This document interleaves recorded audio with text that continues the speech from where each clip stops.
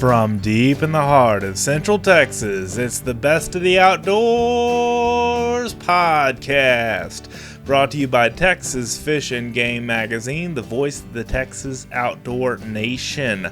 I'm your humble host, Dustin Von Warnke, and man, am I fired up about being back in front of this microphone and delivering you this content today, man. I'm so excited, get fired up with every show that I get to deliver to you and bring to your listening ears, and try to provide hope, inspiration, the outdoor lifestyle, education, motivation, all those other fun things with what we do here on this podcast. So this week's show is going to be a little bit shorter. Chester was not feeling very well when I recorded this with him. He was getting over a cold or allergies or something like that, so we did kind of a shorter show, and I'm really excited about this one because this is a continuation of our Saltwater series that we've been talking about this year here in 2018, and now that we're in the month of March and almost done with the month of March actually, which is crazy, it's just really cool to opportunity to sit and talk about fishing in the outdoors. We talked hunting the last couple episodes, public land hunting, and hunting the world with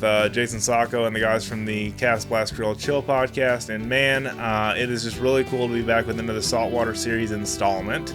And I've got a gear review in the hunting realm coming next time, so to be sure to tune in for the next show. I plan to do that. And we also have some new sponsors that I'm going to be showcasing on the show that I just sold ads to this past week. So I'm really super excited about that, to be able to bring you some more live read ads of things that are really cool and very beneficial to you. And switching gears to this week's podcast, Chester Moore is an author, outdoor writer, videographer, speaker, blogger, podcaster, much like I am, but he's been doing it for a lot longer than I have, over 25 years, and in the business, in the outdoor industry as a writer. And he's authored several books in the outdoor industry, Flounder Fever being one of them. We're going to talk about flounder fishing on the Texas Gulf Coast today, and upper coast, middle coast, lower coast, that kind of comparison of the different waters and places you'll find flounder. And I really think you're going to enjoy this podcast. But Chester is one of my mentors, I guess you could say, in the outdoor realm.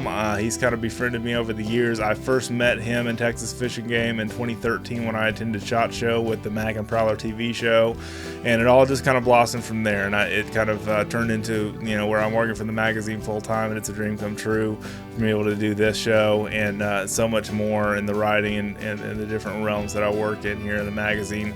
I'm really excited to have him on the show because he brings a lot of insight and expertise to flounder fishing, as he's one of the foremost experts on this subject, and I really wanted to have him on. But like I say, he was not feeling terrific today when I recorded this show, and so it's going to be a little short, but I think you'll really enjoy the content. So here's my interview with Mr. Chester Moore Jr. Joining us on the phone, Mr. Chester Moore Jr. from Texas Fish and Game, our editor-in-chief. It's good to have you back on again, Chester. How are you? It's always good to be on the podcast, and you invited me to come on and talk saltwater. And for a fair amount of our readership, that's kind of what I was known for in the beginning.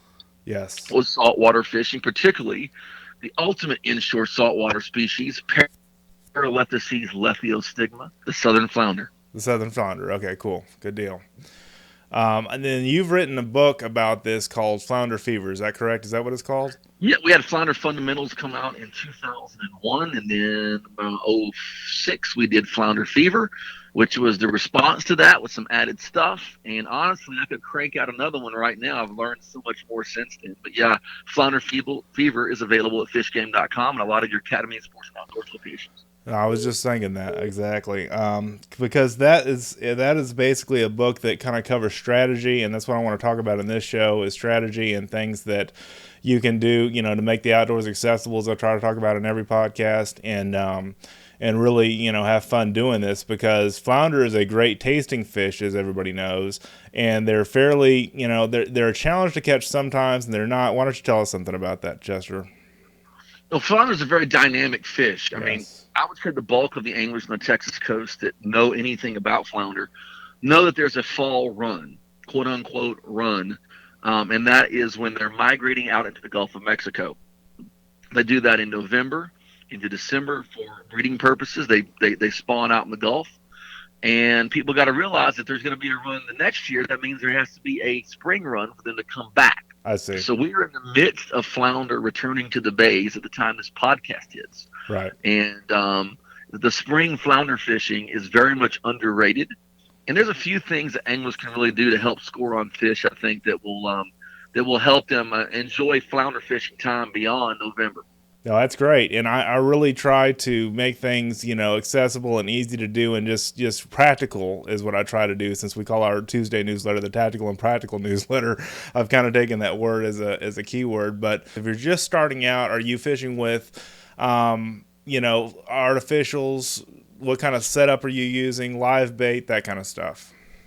Well, probably most flounder on the Texas coast are caught on what's called a Carolina rig, also called a fish finder rig. Sure. Which is an egg weight and in a swivel and out to a leader, and then you'll have a live mudman or a live finger mullet on it. That's probably how most flounder are caught. Okay. However, a growing number of anglers, I would like to think, thanks to me in my writing hundreds of articles about it over the years, and my buddy Skip James, who inspired me, catch them on artificial lures. I have caught just literally probably close to 10,000 flounder on artificial lures over the years. Goodness. And they are every bit as effective, depending on, if you learn proper presentation and stuff like that. So the basic setup that I would recommend if someone wants to try lure fishing for flounder is to take a curl tail grub. I like the twister tail from Mr. Twister, a 4-inch or a 3-inch.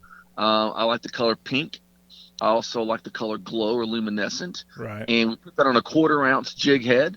We put a little tiny piece of table shrimp on the hook for added taste. Mm-hmm. And we throw along the banks or a particular place like a cut going into a bayou. And we roll it across the bottom and wait for a thump. When we hear the thump, we feel the thump. We wait a few seconds, set the hook, and hopefully there's a big flounder on the other side. That's cool. My father-in-law talked about this in detail when he was over here this past weekend for a St. Patrick's Day party that we had, and I was telling him what our next show was going to be about, and he said, he had impressed all of his friends because he knew to wait before he set the hook, because to make sure that the bait got all the way in the flounder's mouth, don't set the hook immediately on the bite. Is that correct? Yeah, and so it's an old rule. I mean, I've had people go extreme on it, but with live bait, the general rule is you wait 10 seconds. Okay, 10 seconds. Goodness. Okay. Yes, I had a guy tell me, what I do is I wait and I get a thump, and then I smoke a cigarette, and I'm done with the cigarette. I set the hook.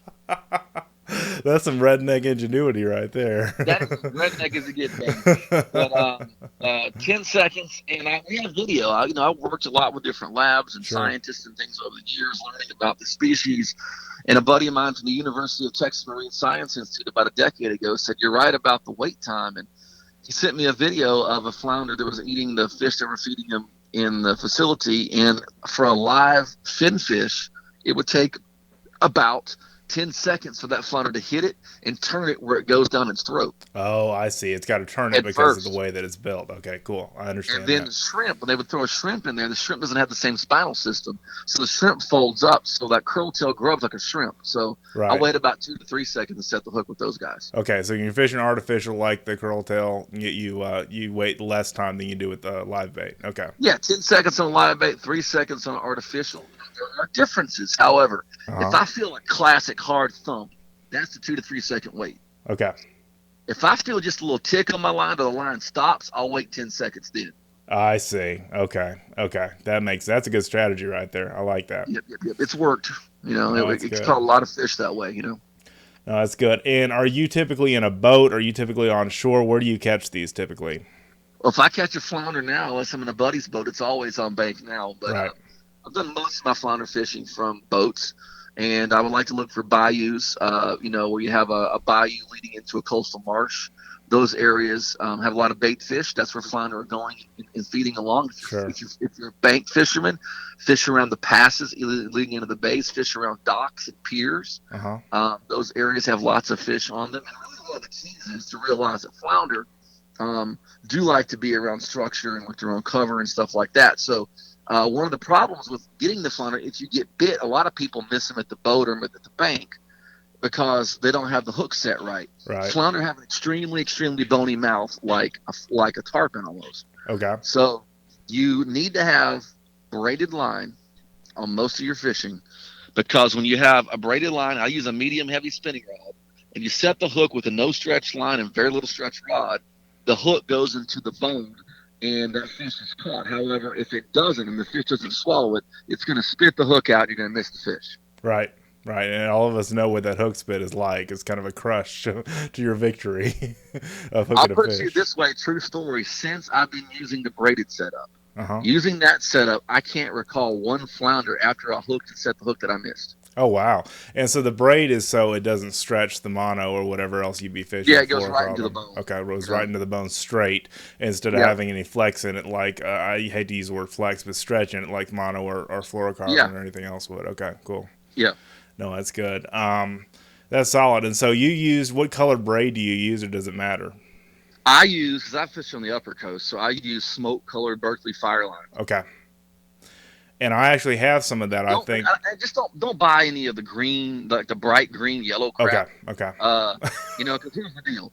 That's great for other fisheries, but for flounder are very sensitive to lines. Matter of fact, we'll talk in a minute how they're so sensitive, sometimes you have to bust out some fluorocarbon in certain conditions. So if you have a typical, from Sabine down to Matagorda, murky stain base system, that smoke color is perfect. Okay.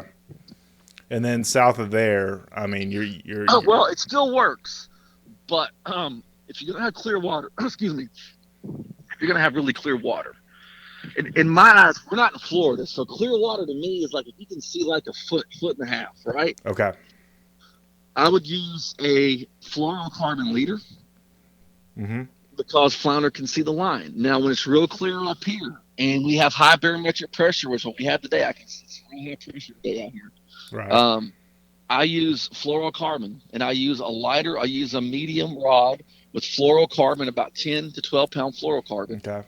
And the reason is the flounder will see the dang line without any question in clear water. The flounder can see the line. Okay. I have, when my dad was still alive, he would be fishing one spot. He'd have braid and I'd have fluorocarbon. I would wipe the floor with him when the water cleared up. It did take him about 2 trips to figure that deal out. He was stubborn, you know. He was wondering why you were catching them all and he wasn't, huh? Yeah, and it's only because I knew the visibility part of it. He just didn't want to change. He didn't want to walk the truck even broad. No. You know? After a couple of trips being decimated, right. That changed. Oh boy, that's funny. So all of a sudden he caught on to what was going on. Huh? Real fast. I went back next time. He had all these fluorocarbon leaders and fluorocarbon lines, and my dad was a great flounder fisherman, and figured it out real quick. He just changed slower than I did, you know. So the clearer the water, the need for fluorocarbon exists. Correct? Is that what you're saying? Yep. Okay. You can just make a leader out of it, or you can just do like I did when it was real clear. I just have a fluorocarbon line and on the high pressure days, because on those high pressure days I would also go to a 2-inch grub. Okay. And right now another lure to use, you can get a hold of them, or a sassy shad from Mr. Twister. Yes. Or any of a 2-inch shad imitation, little swim bait shad, the one that looks like an actual shad and has a metal flake in it. Because right now what they're feeding on is the shad, a little tiny shad in the ecosystems are kind of what they're mainly feeding on. Okay. So even something like a Z-Man, shad, or some kind of soft plastic shad that you can mount on a jig head of some kind, or a grip pin hook like that would work, right? Yeah, and once again, a little tiny piece of shrimp for taste would go a long way in helping that flounder hold on. Okay, because you wanted to grab and hold on. You wanted to taste a little something when. Yeah, and gulp can be great too. Gulp, okay. For gulp, the only gulp I like to use is the Gulp Swimming Mullet in smoke color. Okay, that's good to know. The curl tail grub and the swim baits, the shad swim baits, are the only soft plastics I ever use for flounder anymore. Cool. And this is basically, you're allowed to take flounder of other means, but fishing for them, I would say, in your estimation, is probably the most fun, right? Oh, I don't gig. I don't gig. I catch. And you don't bow fishing for them either, because I think you can do that. No. You got. Let me ask you a question.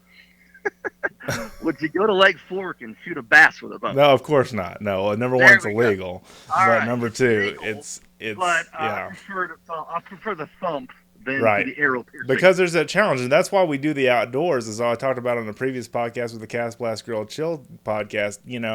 It's about that challenge. It's about that unknown in the outdoors that you may or may not hook into that fish if you do something right or hold your mouth the right way or whatever, So Yeah, it's kind of that way, and flounder are great because they are a good fish. But I want to talk about the conservation purposes. Yes. I was very involved my whole career in trying to get the flounder recognized as a sport fish, and regulation changed 10 years ago. I had the incredible honor of being, and me and my dad caught a lot of the brood stock for flounder that Texas release. I had the incredible honor of being able to release the first ever flounder released in Texas. Wow, no, that's great. That was my number one coastal fisheries honor. I'll never forget that. My daughter Faith was there. My dad was there. A very special moment. Our Texas Parks and Wildlife Department, the staff at Sea Center, Texas, the hardworking biologists at places like University of Texas Marine Science Institute have done an incredible job with flounder, and there's a hope for that species now. That's great. I mean, so there's if you catch a big flounder, here's the deal. There's guys that I call trout snobs, right? And, yeah, we know. And there's these guys that will literally ban you from their life, try to ruin your whole life and career if you keep a big trout, because you got to conserve the big trout. Right. I have met some of these people that threw big flounder in an ice chest. Mm-hmm. The difference is trout numbers are historically been way up, and the flounder numbers were way down for a long time. Right. So my challenge is if a flounder is better than 20 inches, put it back in the bay so that spawn. That'll be a big female. Sure. Let it spawn. Let it go back and keep the others to eat. Kind of like you would with a big bass in freshwater, right? It's the same. It's the same exact process. Okay. I had a thing called Flounder Revolution. Did for 5 years. We gave out from March through November. We gave out replicas of fish through the Fish Mount store in Florida. For the biggest catches, we had nearly 1,000 flounder, 20 inches or better, put back in the water. Whoa, that's amazing. And we did that from 2008 to 2013. And it was my way of kickstart. It was my version of chair lunker for flounder, right? Okay, sure. And it was really cool, and it was just trying to get people thinking about releasing those bigger flounder, right, Right, not just eating everything they catch, yeah. And kill the small ones if you want to. I mean, whatever legal. I eat flounder too, but sure. I think it's very important to be good stewards of the resources. And the guy gave us to make sure and put those bigger fish back. No, I agree. And every time I have you on, I like to always talk about conservation, because that's one of the things you and I are both kind of close to our heart. And you've done, so much work in the outdoors for conservation. What other fish might you catch when you are flounder fishing, like hardheads and that kind of stuff? I mean, do you have any warnings or any? Oh, you're going to catch, you can't escape hardheads and gafftops. They're going to be everywhere. But redfish are probably the most common fish to catch. Okay. Flounder fishing. Okay. Yep.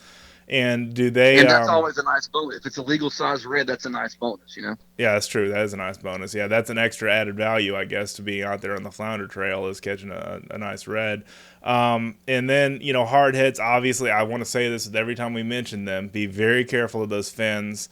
They can sting you, and they're not fun to have an injury from. Right. Yeah, I've had one buried into my calf before. Swinging one into the boat. So be very careful. That's got toxin on it, and if they have the flesh-eating bacteria attached to that, you're really in trouble. Right. So be very careful handling those things. Okay, no, that's good. And as far as gafftop, do you eat them? I'm just curious. I don't, because the whole upper Texas coast has a warning for eating gafftop because of toxins. Okay, I wasn't aware of that. But I had eaten them before, and they do taste good if you're in an area where there's no warning. But I will say this. My neighbor liked to eat them, and I went outside one day. He was pressure washing them. Not with like a hose, like an actual pressure washer. Yeah. You wash the house with. He goes, once you pressure wash the slime off of them, they're good to eat. So, true story. They're so slimy. If you have to pressure wash a fish, you might want to let him go. Well, I think that's good. They have the slime on there, obviously, for protection. But the saltwater experience that I have, every hardhead or flounder that we are, hardhead or gafftop, I should say, that we caught, the thing, just slime the whole line, with its slime. Well, they do. Look, it's gross. I actually thought of a tournament we could do called the Gulf Coast SlimeMasters. I wrote about this Texas fishing game years ago. And the whole goal of it is you go out with a jar. All the jars are the same. And at the end of the day, you weigh in the amount of gafftop slime you get off of it. And whoever has the most slime wins. The slime, what did you call it? The slime slam? Or the Gulf Coast SlimeMasters. SlimeMasters. Oh, that's great, Chester. That's hilarious. Oh my gosh. Well, I went to Louisiana a couple of times this summer and this past fall, and the Louisiana folks that were cleaning our fish, and I cleaned some of them too because I just love to clean fish, as weird as that sounds. They were saying, well, we don't eat gafftop, we don't take them on board. And I was like, man, I grew up eating this fish, and it finally dawned on me that they have such a rich population of specks and reds, they don't need to eat them. Yeah, it's like gafftop actually got tasty meat, but if you got redfish, throw them suckers back. Yeah, exactly. It doesn't matter how big they are. But yeah, it's just about being safe and being careful around that stuff. That's why I want to have you on, is just talk about that. And the conservation effort, I think not throwing those hard heads up on land where people can possibly step on them. That's another good idea. Well, they need to go back out in the water, and they can do what hardheads do. Right. And just don't throw them up on the bank of the beach, that kind of stuff. I'm just saying, most people get hit by them walking on them. Right. Be respectful of that, and be respectful of your neighbor. If you catch them, I'll never forget in the freshwater world where one time I was bow fishing on Lake Calaveras in San Antonio for tilapia, and the guys that would cast net for them would go out there and they'd muddy all the water. It's not good for bow fishermen, but wind and cast netters are your two biggest thing when bow fishing for tilapia. But the funny thing is, it's saying do not throw the Plecostomus, the algae eaters, up on the bank, because they multiplied like rabbits. And there was just mounds and mounds and mounds of those armored catfish, those Plecostomus, on the bank that people threw out. And you couldn't walk anywhere on the bank because there were just mounds of them, And I'm like, somebody missed the message on conservation there. You kill them, take them back with you or throw them in the trash or whatever. But, don't throw them up on the bank. Definitely not. That's just my thought, so... Anyway, but anything else to add there, Chester? I know you aren't. No, it's just a great time. Flounder are coming back in. Most of them are probably back in the bays now, but it's a great time. One final tip I'll give you in terms of this conversation, then we can come back on, maybe do another one later in the summer. Sure. Is water clarity means a lot. Okay. So if you have an area where the water's a little clearer, if you have really muddy water, not good. If you have kind of tea-stained water, good. Yep. So look for a little bit of change in clarity, and we see those shorelines where it looks like it's raindrops because it's little tiny baby shad. Mm-hmm. There's flounder amongst them. Flip that little soft plastic shad in there. Wait for the thump. Wow, that's great. That's great news. I mean, that's an ample day of catching flounder if you get into them like that, right? Absolutely. Yeah, that's great. So better places on the coast, Texas Gulf Coast, because Texas Gulf Coast is, of course, miles and miles long. Is it better upper? I mean, I know you have more experience with the upper, but what about lower coast and mid coast? Yeah, there's good flounder fishing can be found anywhere. Upper coast is better because there's a lot less gigging. Okay. The giggers hammer them down, and the commercial giggers hammer them Matagorda to south. And there's better chances for rod and reel fishing on the upper coast. On the upper coast, okay, that's good to know. So I know not everybody that listens. There's good flounder fishing everywhere, in pockets. But if I were to plan a flounder trip, I would do Sabine Lake without any question. Sure. Or skip across the border and go to Lake Calcasieu, and then Galveston Bay. There's a lot of great spots in Galveston. We've got a guy that advertises with us in the magazine from Lake Calcasieu, and then we also have, guys that contribute that can take you on a trip like this if you don't have your own boat like Chester and I don't, So, but you can even do this from the shore. I mean, that's the thing. I always try to make this accessible for everybody, so. Yeah, great opportunities around piers, shorelines, all that kind of stuff. Don't limit yourself. Look at each opportunity as a challenge. Appreciate the chance to be out there. Yeah. And wait for the thump. When you feel the thump, wait a couple seconds. Set the hook. And get ready to catch a big flounder. I love having you on the show. Thanks so much for joining us, Chester. It's always an honor. And there he goes, ladies and gentlemen, Mr. Chester Moore, the wildlife journalist, Texas Fish and Game's editor-in-chief. Incredible guy. I love this guy so much. He's just an awesome dude. He's also the head of Kingdom Zoo Wildlife Center, and their motto over there is called to conserve, so he's really big about conservation, which is why I love to have him on the show. And also, he has a podcast. He just recently did a show on Jack Hanna and a chance for your kid to become a world wildlife journalist. and he's a really, really cool podcast going on called The Wildlife Journalist, and it's a short, a lot shorter than these podcasts. They come out every week, I believe, and you can definitely check that out at thewildlifejournalist.com. That's thewildlifejournalist.com. I'll put that in the show notes as well, so you can check that out, subscribe to his blog, and check out what he's up to with his kids and all the kids that he inspires in the great outdoors, our next generation of great outdoorsmen. So if you've not done so already, please subscribe to the newsletter, Tactical Practical Tuesday, Wildlife Wednesday, and the Thursday Texas State of the Outdoor Nation. Please subscribe to the magazine if you've not done so yet. Subscription's relatively cheap. You get a digital subscription along with a print subscription, and you really have a good way to consume a lot of great content through the Texas Fishing Game app that you can download free on the iOS iTunes Apple Store, or you can go on your Android to the Google Play Store and download it from there. And however you're listening, thank you so much for doing so. Please also subscribe to our show. Give us a 5-star rating if you like what you hear. It does not cost you a thing to listen to this show. If you could just give us a 5-star rating in iTunes or Stitcher or wherever you heard this show, FM Player, wherever you heard the podcast, if you just give us a positive rating, that would help other people find our show. And we've already got a great audience, but it would be great to have even more people tuning into this stuff, and that just really makes me feel great that I can show up every 2 weeks and do this show. And you guys are really, without you, the listener, we wouldn't have a show. I say that often, but I really mean it. I just thank you from the bottom of my heart for tuning in and listening. It means the world to me, and to be able to do this show. I just ordered in some new headphones for my mobile mic that I've got for going around and doing mobile podcasts. I'm going to continue to do some of those, especially for guys that have a lot of busy schedules that I need to travel to go see them to get a show recorded. So I've got that mobile Yeti Blue mic that I used at SHOT Show this year, and then I'm also got two sets of headphones for that, so I can plug that into my laptop and grip it and rip it, baby. Thanks again so much for watching, reading, and listening. Have an awesome day in the outdoors. We'll see you next time.